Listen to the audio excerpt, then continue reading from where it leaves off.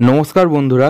তো আজকের আমরা রবি ঘোষের জীবনী সম্পর্কে বিস্তারিত আলোচনা করব। তো চলুন ভিডিওটি শুরু করা যাক। রবি ঘোষ জন্মগ্রহণ করেন 24শে নভেম্বর 1931 সালে। জন্মস্থান কলকাতায়। রবি ঘোষের পুরো নাম রবীন্দ্রনাথ ঘোষ দস্তিদার। রবি ঘোষ বিখ্যাত ভারতীয় বাঙালি চলচ্চিত্র অভিনেতা। বাংলা চলচ্চিত্রের জগতে তিনি সবচেয়ে পরিচিত তার হাস্যরসাত্মক চরিত্র রূপায়ণের জন্য।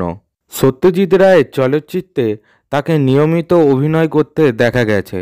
সত্যজিৎ রায়ের পরিচালিত গুপি গাইন বাঘা বাইন চলচ্চিত্রে বাঘা চরিত্রে অভিনয় করার জন্য তিনি সবচেয়ে বিখ্যাত হয়ে আছেন।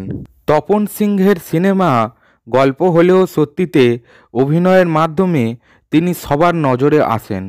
1968 সালে প্রখ্যাত চলচ্চিত্র নির্মাতা সত্যজিৎ রায় নির্মিত গুপি গাইন বাঘা বাইনে রবি ঘোষের অভিনয় চলচ্চিত্র জগতে একটি মাইল ফলক হয়ে আছে।